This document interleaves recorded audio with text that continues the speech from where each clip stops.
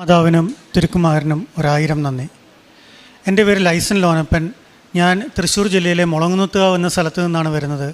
ഞാൻ എൻ്റെ മകനു വേണ്ടി, ജൊഹാൻ ലൈസൻ ചെറിയത്, ജീവനത്തിൽ ഞാൻ സ്നേഹിക്കുന്ന എൻ്റെ മകനു വേണ്ടിയാണ് ഞാൻ ഈ ഉടമ്പടി എടുക്കുന്നതും സാക്ഷ്യം പറയുന്നതുമെല്ലാം. ഉടമ്പടി എടുക്കാനുണ്ടായ സാഹചര്യം ഞാൻ വിശദീകരിക്കട്ടെ. എൻ്റെ മകൻ കഴിഞ്ഞ 2 വർഷമായി 2024 നീറ്റ് എക്സാമിന് MBBS അഡ്മിഷൻ കിട്ടണമെന്ന ആഗ്രഹത്തോടെ നന്നായി പഠിച്ചുകൊണ്ടിരിക്കുകയായിരുന്നു. അപ്പോൾ ഞങ്ങളെല്ലാവരും അതിനുവേണ്ടി പ്രോത്സാഹനം നൽകിക്കൊണ്ടിരുന്നു. അവൻ മേരിഗിരി, കൂത്താട്ടുകുളത്തെ മേരിഗിരി സ്കൂളിൽ ഹോസ്റ്റലിലാണ് പഠിച്ചുകൊണ്ടിരുന്നത്. പക്ഷേ ഏപ്രിൽ മാസത്തിലെ മോഡൽ എക്സാംസ് മുതൽ ഓരോ പരീക്ഷ കഴിയുന്തോറും അവൻ്റെ മാർക്ക് കുറഞ്ഞു വരാൻ തുടങ്ങി. ഞങ്ങൾക്ക് എല്ലാവർക്കും ആകുലതയുണ്ടായി. അവൻ ഓരോ പരീക്ഷ കഴിയുന്തോറും മാർക്ക് കുറഞ്ഞു.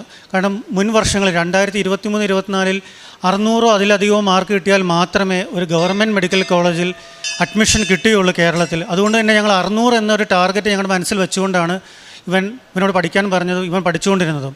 പക്ഷെ ഓരോ പരീക്ഷ കഴിയുന്തോറും മാർക്ക് കുറഞ്ഞു വന്നപ്പോൾ അവൻ്റെ ആത്മവിശ്വാസം നഷ്ടപ്പെട്ടു. അവനാകെ ധൈര്യം മുഴുവൻ നഷ്ടപ്പെട്ട് ഇനി ശരിക്കുള്ള പരീക്ഷ എഴുതാൻ എനിക്ക് സാധിക്കില്ല, അബ്ബ എന്നെ എന്നെ അബ്ബ എന്നാണ് വിളിക്കാറ്, അബ്ബ എന്നെ സഹായിക്കണമെന്ന് എന്നോട് അപേക്ഷിച്ചു. ഞാൻ പറഞ്ഞു, മോനെ നിന്നെ ഞാൻ എങ്ങനെ സഹായിക്കും, നീ പറ ഞാൻ എന്താ ചെയ്യേണ്ടത്? അവൻ പറഞ്ഞു, അബ്ബ എനിക്ക് വേണ്ടി ഉടമ്പടി എടുക്കണം. അപ്പോഴാണ് ഞാൻ കൃപാസനത്തെക്കുറിച്ച് അറിയുന്നത്. ഞാൻ പറഞ്ഞു, മോനെ നിനക്ക് എടുത്താൽ പോരെ? അവൻ പറഞ്ഞു, പോരെ, എനിക്ക് 18 വയസ്സായിട്ടില്ല, അബ്ബ തന്നെ എടുക്കണം. ഞാൻ പറഞ്ഞു, മോന് വേണ്ടി എന്തും ചെയ്യാൻ ഞാൻ തയ്യാറാണ്, ഞാൻ ഉടമ്പടി എടുക്കാൻ തയ്യാറാണ്. അങ്ങനെ ഞാൻ എൻ്റെ മകന് വേണ്ടിയാണ് ഈ ഉടമ്പടി എടുക്കാൻ തയ്യാറാവുന്നത്. ഞാൻ എൻ്റെ ഭാര്യയോട് സംസാരിച്ചു. ഏപ്രിൽ 30 ഞങ്ങൾ പറഞ്ഞു, ഞങ്ങൾ രണ്ടുപേരുടെ മെയ് 1 ഞങ്ങൾക്ക് രണ്ടുപേർക്ക് അവധി ദിവസമാണ്, ഞങ്ങൾ രണ്ടുപേരും ഗവൺമെൻറ് ഉദ്യോഗസ്ഥരാണ്, ഞങ്ങളിവിടെ വന്ന് ഉടമ്പടി എടുക്കും. ഏപ്രിൽ 30 മുതൽ ഞങ്ങൾ ഉടമ്പടി എടുക്കാൻ തീരുമാനിച്ച ആ ദിവസം മുതൽ അവൻ എഴുതിയ എല്ലാ മോഡൽ എക്സാംസിനും അവൻ 600-ലധികം മാർക്ക് കിട്ടാൻ തുടങ്ങി.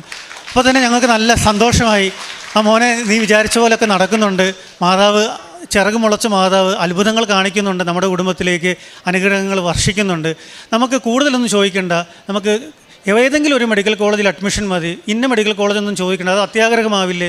ഞങ്ങൾ ഏതെങ്കിലും ഒരു മെഡിക്കൽ കോളേജിൽ അഡ്മിഷൻ കിട്ടണമെന്നാണ് ഞങ്ങളുടെ പ്രഥമ നിയോഗമായിട്ട് വെച്ചത്. തൽഫലമായിട്ട് അവൻ നല്ല ആത്മവിശ്വാസത്തോടെ തന്നെ നീറ്റ് പരീക്ഷ എഴുതുകയും നീറ്റ് പരീക്ഷയുടെ റിസൾട്ട് വന്നപ്പോൾ ഞങ്ങൾ 600 എന്നാണ് മനസ്സിലാഗ്രഹിച്ചത്. പക്ഷേ ഞങ്ങൾ മാതാവിനോട് ചോദിച്ചിരുന്നില്ല.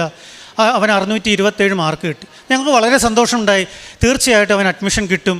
ഞങ്ങൾ വളരെ പ്രതീക്ഷയോടെ റാങ്ക് വീഴാൻ വേണ്ടി കാത്തിരുന്നു. പക്ഷേ റാങ്ക് വന്നപ്പോൾ ഇക്കൊല്ലത്തെ നിങ്ങൾക്ക് പത്രവാർത്തകൾ കൂടെ അറിഞ്ഞിട്ടുണ്ടാവും, ഒരു പ്രത്യേക സാഹചര്യമായിരുന്നു. അവൻ 627 മാർക്കിൽ ഒരു സ്ഥലത്തും കിട്ടാത്ത ഒരു സാഹചര്യമുണ്ടായി. അവൻ്റെ റാങ്ക് 47,000-ലധികമായിരുന്നു. അപ്പോൾ ഞങ്ങൾക്ക് നിരാശ വന്നു. അയ്യോ, ഇനിയിപ്പോൾ എങ്ങും കിട്ടില്ലല്ലോ, ഞങ്ങൾ ചോദിച്ച രീതി തെറ്റിപ്പോയോ, ഞങ്ങൾ എവിടെയെങ്കിലും അഡ്മിഷനല്ലേ ചോദിച്ചത്. അപ്പോൾ ഞങ്ങൾ കരുതി ഇന്ത്യയിൽ എവിടെയെങ്കിലും കിട്ടാനായിരിക്കും ദൈവം ആഗ്രഹിക്കുന്നത്, മാതാവ് അതിനുവേണ്ടിയായിരിക്കും ഞങ്ങൾക്ക് വേണ്ടി മാധ്യസ്ഥം വഹിക്കുന്നത്. അപ്പോൾ ഞങ്ങൾ ആദ്യത്തെ അലോട്ട്മെൻറ്റിൽ എല്ലാ മെഡിക്കൽ കോളേജിലേക്കും അപേക്ഷ കൊടുത്തു. പക്ഷേ ഞങ്ങളുടെ മനസ്സിൻ്റെ ഉള്ളിൽ ഞങ്ങൾക്ക് ആഗ്രഹം saint John's medical college Bangalore, നിങ്ങൾക്കൊക്കെ അറിയുന്നുണ്ടാവും, പ്രൈവറ്റ് മേഖലയിൽ ഏറ്റവും നല്ല സ്ഥാപനങ്ങളിലൊന്നാണ് saint John's medical college Bangalore.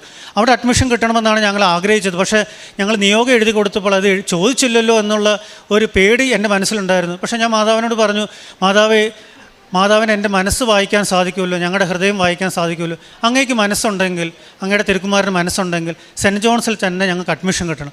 എന്നാലും ഞങ്ങളുടെ ഭാഗം ചെയ്യണമല്ലോ. ഞങ്ങൾ സെൻറ്റ് ജോൺസിൽ അഡ്മിഷൻ കിട്ടാൻ വേണ്ടി അതിൻ്റെ അഡ്മിഷൻ പ്രോസസ്സിന് വേണ്ടി ഞങ്ങൾ അതിന് ശ്രമിച്ചു തുടങ്ങിയപ്പോഴാണ് ഞങ്ങൾ ഞെട്ടിക്കുന്ന ഒരു വിവരം അറിഞ്ഞത്. കഴിഞ്ഞ ഫെബ്രുവരിയിൽ തന്നെ അതിൻ്റെ അഡ്മിഷൻ കൊടുക്കേണ്ട ലാസ്റ്റ് ദിവസം കഴിഞ്ഞു പോയിരുന്നു. അപ്പോൾ ഞങ്ങൾ മെയ് കഴിഞ്ഞല്ലോ, ഞങ്ങൾക്കിപ്പോൾ ജൂൺ ജൂലൈ ആയല്ലോ, ഇനി എന്ത് ചെയ്യുമെന്ന് ഞങ്ങൾ പേടിച്ചു. സാരമില്ല, മാതാവിന് അസാധ്യമായിട്ടൊന്നുമില്ലല്ലോ, മാതാവ് എന്തെങ്കിലും ചെയ്യും.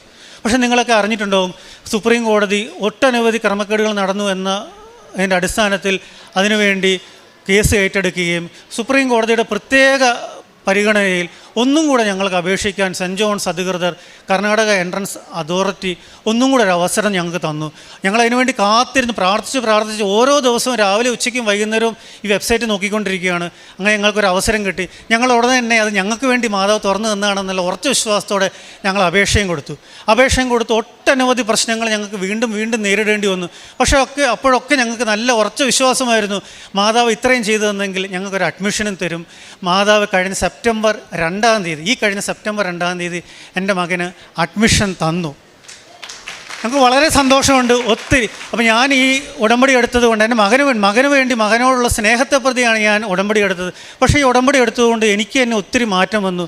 എനിക്ക് വന്ന പ്രധാനപ്പെട്ട മാറ്റം എല്ലാവരോടും ക്ഷമിക്കുവാനും എല്ലാവരെയും സ്നേഹിക്കുവാനും പ്രതിഫലം ഇച്ഛിക്കാണ്ട് ഓരോ ദിവസവും ഓരോ മനുഷ്യനു വേണ്ടി ഒരു പ്രതിഫലം തരാൻ കഴിവില്ലാത്ത, ഒരു പരിചയമില്ലാത്ത ഒരു മനുഷ്യനെ തപ്പിപ്പിടിച്ച് അവനെ സഹായിക്കുക എന്ന എൻ്റെ ഒരു ലക്ഷ്യമായി മാറും. ആരെങ്കിലും ഒരു പരിചയമില്ലാത്ത, എന്നോട് ചിരിച്ചു കാണിക്കാത്ത, എന്നോട് ദേഷ്യത്തോടെ പെരുമാറാൻ സാധ്യതയുള്ള ഒരു മനുഷ്യനെ തപ്പിപ്പിടിച്ച് അവന് വേണ്ടി ഒരു ദിവസം ഒരു സഹായം ചെയ്തു കൊടുക്കുക. എൻ്റെ സുഹൃത്തുക്കളെല്ലാം തന്നെ അക്രൈസ്തവരാണ്. അവർക്ക് ആർക്കും ദൈവത്തിലും മാതാവിലൊന്നും വിശ്വാസമില്ല. അപ്പോൾ അവരോട് ഞാൻ പറഞ്ഞു, ഇങ്ങനെ ഒരു സ്ഥലമുണ്ട് കൃപാസനം, അവിടെ പോയി പ്രാർത്ഥിച്ചാൽ നിങ്ങൾക്ക് അസാധ്യമായിട്ട് എന്തെങ്കിലും ഉണ്ടെങ്കിൽ സാധിച്ചു കിട്ടും. അപ്പോൾ ഞാൻ നിരന്തരമായി പറഞ്ഞ് എൻ്റെ കൂടെ ജോലി ചെയ്യുന്ന ഒരു അക്രൈസ്തവയായ ഒരു സ്ത്രീ അവരുടെ ട്രാൻസ്ഫറിന് വേണ്ടി ലൈസൻ പറഞ്ഞതല്ലേ, ശരി ഞാനൊന്ന് ശ്രമിച്ചു നോക്കാം. അവർ ശ്രമിച്ചു, അവർക്ക് ട്രാൻസ്ഫർ കിട്ടി. അപ്പോൾ അവർ പറഞ്ഞു, ഓ നിങ്ങൾ പറഞ്ഞുകൊണ്ടാണ്. അപ്പോൾ ഞാൻ ബാക്കിയുള്ള എല്ലാവരും പറയും, നിങ്ങൾ എല്ലാവരും ശ്രമിക്കുക. അസാധ്യമായിട്ട് സാധിക്കുന്ന ഒരു കാര്യത്തിന് വേണ്ടി നിങ്ങൾ ഒരിക്കലും കൃപാസനത്തിൽ പോകരുത്. നിങ്ങൾക്ക് ഓൺലൈനായിട്ട് കിട്ടും.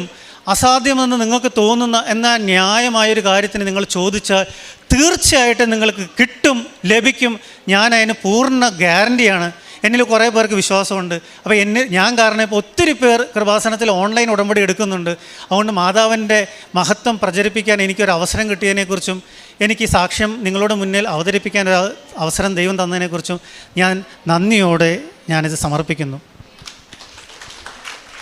മാതാവിന് ഈശോയ്ക്ക് നന്ദി. എൻ്റെ പേര് ജൊഹാൻ. യാദൃശ്ചികം പരിചയപ്പെട്ട ബേസിലിന് ചേട്ടനാണ് എന്നോട് ഉടമ്പടി എടുക്കാനും ഉടമ്പടി എടുത്ത് എന്തായാലും MBBS അഡ്മിഷൻ കിട്ടുമെന്നും പറഞ്ഞത്. അത് പ്രകാരമാണ് ഞാൻ അബ്ബയോട് പറഞ്ഞത്. അപ്പോൾ അബ്ബ എടുത്തത്. ഞാൻ ആ സമയത്ത് ഹോസ്റ്റലിലായിരുന്നുകൊണ്ട് എനിക്ക് ഇവരുടെ കൂടെ പ്രാർത്ഥിക്കാൻ പറ്റിയില്ലായിരുന്നു. അപ്പോൾ ഞാൻ ആ ഹോസ്റ്റലിൽ ക്രിസ്ത്യൻ ഇൻസ്റ്റിറ്റ്യൂഷൻ ആയതുകൊണ്ട് അവിടെ കുർബാന ഉണ്ടായിരുന്നു എല്ലാ ദിവസവും. അപ്പോൾ കുർബാനയിൽ പങ്കെടുക്കുമായിരുന്നു. എല്ലാ ദിവസം കൊന്ത ചെല്ലുമായിരുന്നു, ബൈബിൾ വായിക്കുമായിരുന്നു.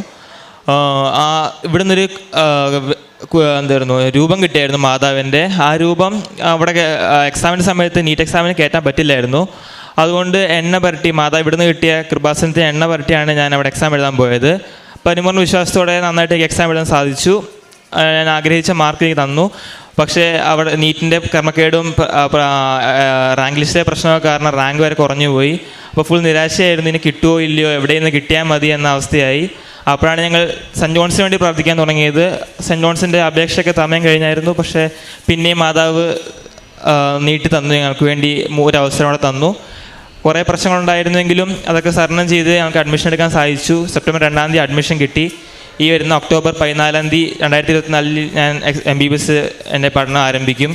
ഇതൊക്കെ ചെയ്തു തന്ന മാതാവിനെ ഈശോയ്ക്ക് നന്ദി. ഈശോ ആരാധന. മക്കബായരുടെ 1-ാം പുസ്തകം 3-ാം അധ്യായം 19-ാം തിരുവചനം. സൈന്യത്തിൻ്റെ വലിപ്പത്തെ ആശ്രയിച്ചല്ല യുദ്ധത്തിൻ്റെ വിജയം, ശക്തി ദൈവത്തിൽ നിന്നാണ് വരുന്നത്. പ്രിയമുള്ളവരെ, ലൈസൻ എന്ന സഹോദരനും മകനും എത്ര സുന്ദരമായിട്ടാണ് ഉടമ്പടി ജീവിതത്തിൻ്റെ നന്മകളെ പങ്കുവയ്ക്കുന്നത്.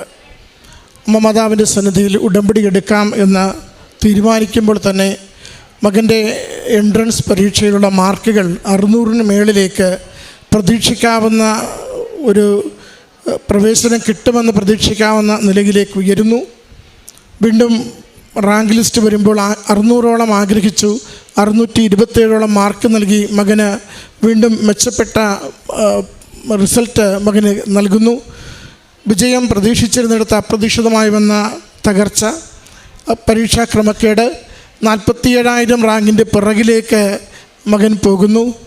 എങ്ങും എവിടെയും കിട്ടത്തില്ല എന്ന സാധ്യതകൾ ഉരുത്തിരിയുമ്പോൾ അല്പം പോലും സംശയമില്ലാതെ അമ്മ മാതാവിൽ ശരണപ്പെട്ട് പ്രാർത്ഥിക്കുന്ന കുടുംബം, വീണ്ടും കോടതിയുടെ ഇടപെടലും റാങ്കിൻ്റെ പുനഃക്രമീകരണവും വീണ്ടും ഒരു സാധ്യത നേടുവാനാവുന്ന വിധത്തിൽ അവരുടെ മാർക്കുകളും റാങ്കും പുനഃക്രമീകരിക്കപ്പെടുന്നു.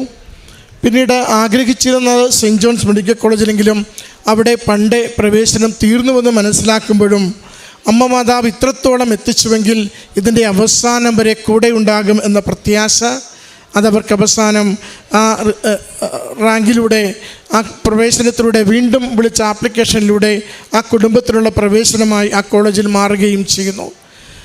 കൃപാസന മാതാവിൻ്റെ വലിയൊരു പ്രത്യേകതയാണ് അസാധ്യ കാര്യങ്ങളെ സാധ്യതയുള്ളതാക്കി തരുന്നുവെന്നത്.